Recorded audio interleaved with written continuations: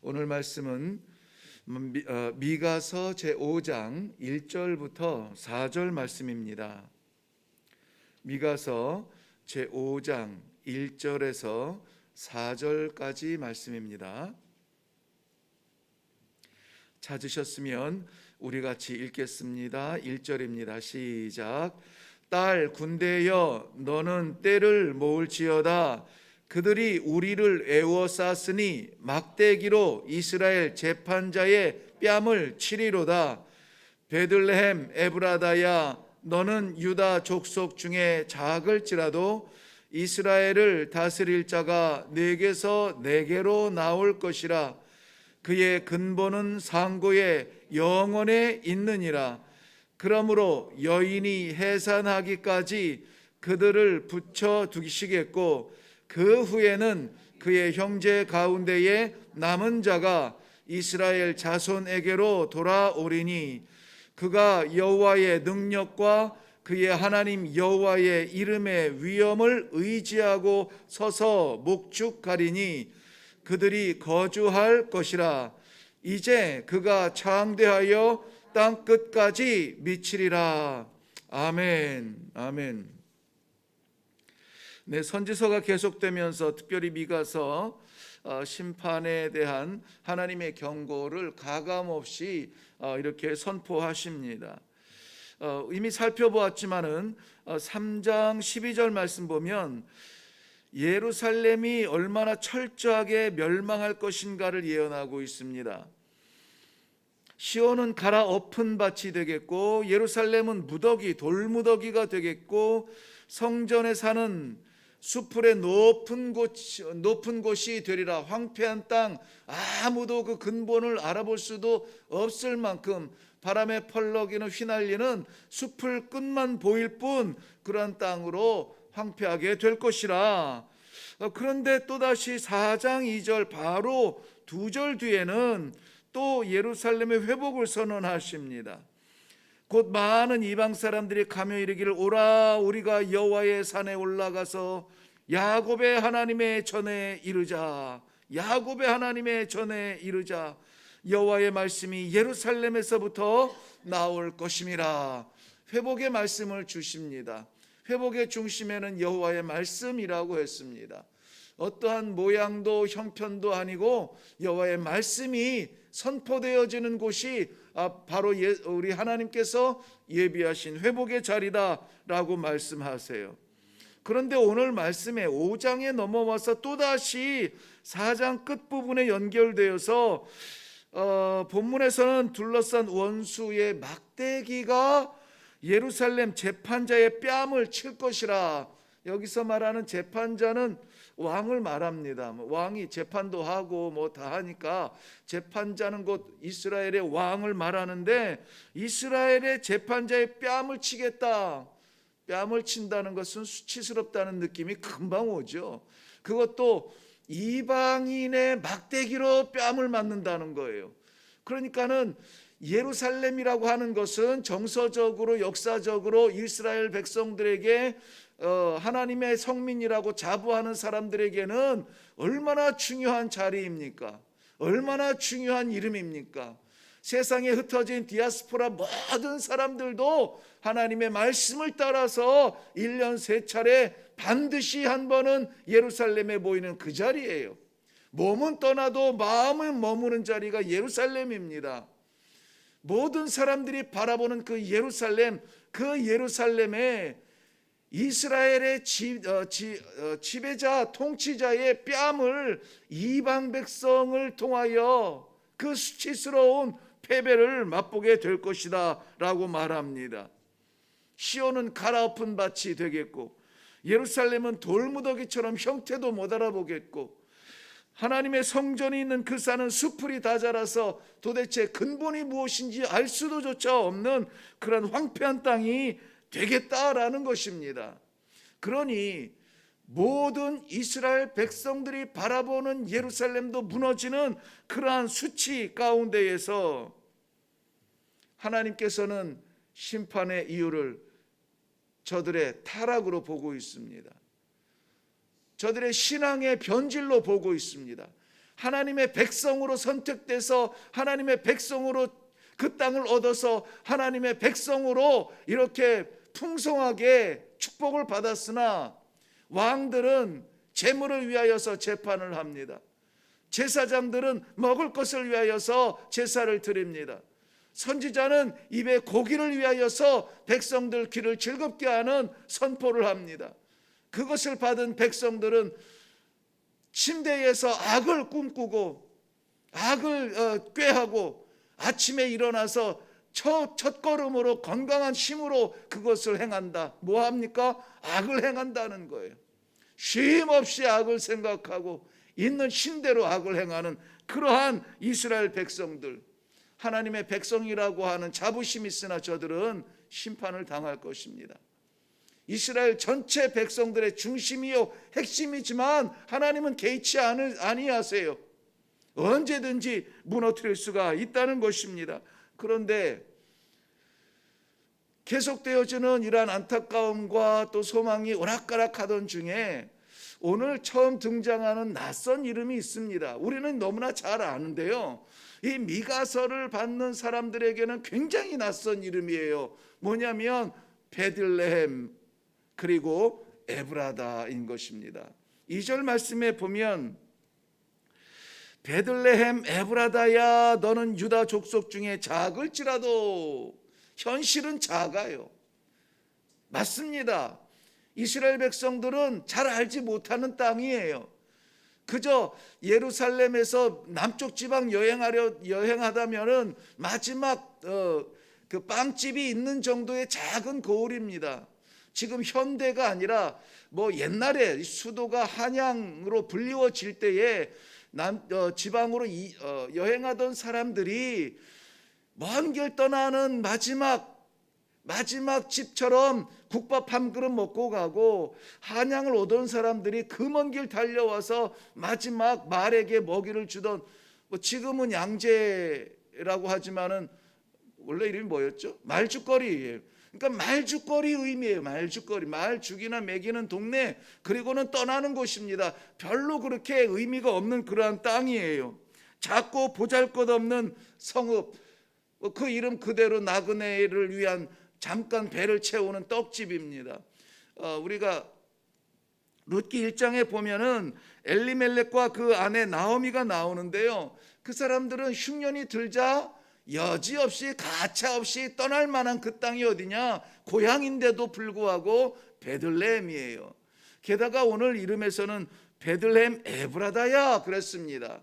에브라다 하는 것은 우리 열매가 많다는 뜻이기는 합니다만은 우리들의 인식 속에서는 에브라다는 야곱의 아내 라헬이 그 고향집으로 돌아가다가, 야곱이 고향집으로 돌아가다가 세겜성에 그 난리를 치고 나서 그 이후에 여정이 너무 힘들고 그래서 아기를 낳다가 죽어가던 그 땅을 혹시 기억하십니까? 며칠 전에도 그 이야기를 나눈 것 같은데요, 여인이 아이를 출산한다는 것은 소망이요 기쁨이요 행복이고 그 가문에 바라던 바인데, 그 막내 아들, 예쁘고 소중한 막내 아들을 낳다가 거기서 기진하여서 죽습니다. 죽어가면서 태어난 아이를 품에 안고 안타깝게 부르는 이름이 뭐라고요? 나의 베노니여, 베노니, 눈물의 아들아, 고통의 아들아. 이 죽음의 고통 가운데 태어난 아들을 부르던 라헬의 눈물이 묻힌 땅이 어디냐? 바로 이 에브라다예요. 그러니까 에브라다 하면 이스라엘 백성들에게는 한 가지 인식이 있습니다. 눈물의 땅, 고통의 땅, 아픔의 땅, 거기다 묻혔으니까 이스라엘 백성들이 나중에는 그 땅을 지나갈 때마다 민족의 조상의 어머니가 고통 중에 이 베노니, 즉 베냐민을 낳다가 죽은 땅이라 애곡하며 슬퍼하며 마음을 저미며 지나가던 땅이 바로 에브라다. 유명하지도 않고 무명의 작은 땅덩어리였습니다. 아무것도 없는 것 같은 고향일지라도 쉽게 떠나는, 쉽사리 떠나는 그런 땅이었습니다. 조상 베냐민의 어머니가 눈물로 출산의 고통으로 죽어가며 눈물을 흘리던 그 땅이었습니다.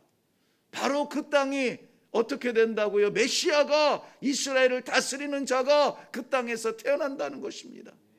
너의 현실은 작다, 너의 현실은 부족하다, 너의 현실은 소망이 보이지 않아 아무도 너를 기억하지 않는다. 그러나 너에게 바로 이스라엘을 다스릴 자가 태어날 것이다. 그는 누구냐? 평강의 왕이라. 5절에서는 그가 평강이라고 소개하고 있습니다. 바로 평강의 왕이 그 땅에 태어나는 것입니다. 사랑하는 성도 여러분, 우리는 어려운 시기를 지나가고 있습니다. 어려운 삶을 살고 있습니다.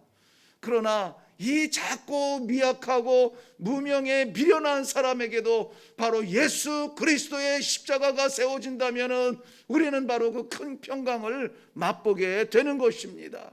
그가 와서 무엇을 할 것인가? 하나님 여호와의 힘을 빌어서 그의 곁에 서서 목양한다라고 말씀하고 있어요. 세상 그 무엇도 의지할 것이 없습니다. 살아계신 하나님의 그 능력을 의지하고 서서 우리를 목양하시는 예수 그리스도를 바라보시기를 바랍니다. 그렇다면 그 땅이 베들레헴이요, 그 땅이 에브라다요, 눈물의 땅이요, 소외된 땅이요, 보잘것없는 땅일지라도 오늘 저는 본문 말씀을 베들레헴에서 땅끝까지라고 정했습니다. 오늘 이 베들레헴 에브라다가 비록 조촐하게 시작하지만 거기에서 등장하는 메시아를 통하여서 평강의 소식이, 완전한 평화의 소식이 오늘 마지막 4절에는 그가 창대하여 땅끝까지 미치리라. 창대하여 땅끝까지 미치리라. 뭐 땅끝까지 도망 다니는 거 아닙니다. 숨어 사는 거 아닙니다. 창대하여 땅끝까지 미친다는 것입니다. 예수 그리스도가 이 작고 미련한 우리를 살려서 하나님의 자녀 삼으신 것, 아무도 눈여겨보지 않았던 베들레헴 그 땅에서 아니야 너는 작지 않아, 아니야 너는 부족하지 않아 품어주시고 그 안에 십자가를 세우신 예수 그리스도, 그가 오늘날 이 땅끝까지 그의 평강이, 그의 평화가 선포되어져야 될 줄로 믿습니다. 예루살렘이요, 사람들이 주목하는 그 땅이요, 모든 사람들이 인정하는 그 땅이요, 예수님은 그 땅에서 성전을 청소하시고 예수님을 그 땅에서 십자가에 못 박은 땅이 되었습니다. 유명하지만, 대단하지만, 역사 속에 큰 이름이지만 십자가 세운 수치를, 그러나 그 십자가에 못 박으라 외쳤던 백성들이 드글대던 곳이었습니다. 그러나 아무도 바라보지 않았던, 눈여겨보지 않았던 작은 땅에서 평강의 왕이 오셨습니다. 이것이 복음의 질서입니다. 이러한 복음의 질서 때문에 오늘 우리는 어려운 중에서도 찬송하는 겁니다. 미련한 중에서도 하나님의 나라를 소망할 수가 있는 것입니다. 그리고 이러한 사명을 갖습니다. 나 하나 사는 것에 만족하지 아니하고 오늘 하나님의 말씀의 꿈이 퍼진 것처럼 창대하여 번성하여 땅끝까지 이르러야 될 줄로 믿습니다. 오늘 우리의 기도의 가슴에 땅끝을 품으시기를 바랍니다. 우리 주님이 그러하셨듯이 미련한 이 작은 몸뚱아리에 십자가 꽂으신 이유가 무엇일까요?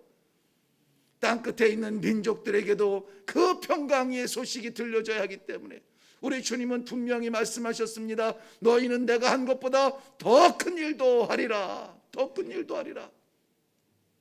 지경이 넓어져야 합니다.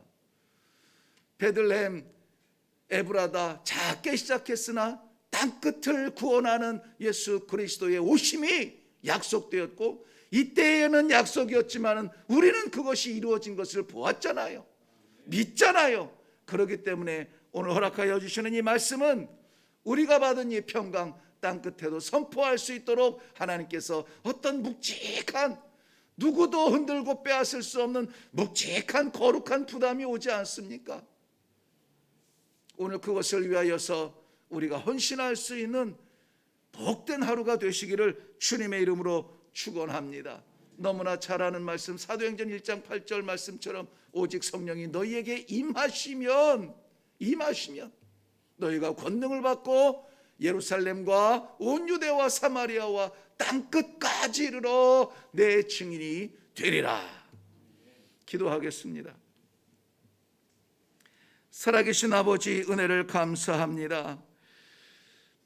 연약하고 부족하고 두려움, 우리의 한계를 가지고 시작해야 되는 하루, 무엇을 위해서 살아야 하며 어떻게 살아야 할지, 그저 막막하여 주님 앞에 기도하지 아니하면, 말씀 받지 아니하면 살아갈 수 없을 것 같아 이 새벽에도 간절한 마음으로 주님 전에 달려왔습니다. 우리에게 그 영광의 구원의 십자가를 세우신 예수 그리스도의 영광이 오늘 저희를 통하여서 땅끝의 민족을 품게 하시니 감사합니다. 나를 살리셨으니, 베들레헴과 에브라다를 영광으로 바꾸셨으니, 땅끝의 모든 민족이 우리 주의 십자가를 바라보는 일에 쓰임받는 저희 모두가 되게 하여 주시옵소서. 해산을 앞둔 여인이 여전히 고통 가운데 그 해산을 기다리는 것처럼 우리도 고통 가운데 주의 놀라운 구원의 역사를 사모합니다. 반드시 이루실 예수 그리스도를 믿으며 오늘도 그 가운데 나아가려 합니다. 주님 함께하여 주시옵소서. 명령하신 주님 이루어 주시옵소서. 감사드리며 예수님의 이름으로 기도하옵나이다. 아멘. 자, 오늘 이 아침에도 우리 기도할 것은, 우리 각자의 기도의 제목들이 많습니다. 잠시 뒤로 하고 말씀만 기억하시면서 베들레헴 에브라다를 우리 예수 그리스도 평강의 왕이 오신 그 영광의 땅으로 바꾸신 하나님의 은혜가 나에게도 있었습니다. 내가 무엇이간데 주님께서 나에게 찾아와 주시어서 십자가 꽂아주시고 영원한 생명 주시고 하나님의 나라를 소망할 수 있는 믿음의 사람으로 세우셨습니까? 감사하죠. 영광이죠. 축복이죠. 그런데 여기에서 머물러서는 안 된다는 것입니다. 그 영광이 땅끝에 이를 수 있도록 흩어져 있는 우리의 자녀손들을 위하여서 기도하시고, 흩어져 있는 민족들을 위해서 기도하시고, 알지 못하는 민족들을 위해서 기도하시고, 우크라이나를 못 박지는 않겠습니다마는 하나님께서 이 시간에 거룩한 부담으로 우리 마음의 기도의 제목으로 주시는 그 민족들을 위해서 기도하세요. 북한의 민족, 중국의 민족, 아프리카의 민족, 남미의 민족, 어떤 민족이라도 하나님께서 주시는 부담이 있거든 그들을 위하여서 예수 그리스도의 그 십자가의 영광을 맛볼 수 있도록 이 시간에 먼저 기도하고, 그리고 우리 삶의 안타까운 부분들을 하나님 앞에 내려놓고, 그리고 사명 가지고 일어날 수 있는 이 아침에 응답되는 기도가 있기를 바랍니다. 우리 다 같이 간절한 마음으로 기도하겠습니다.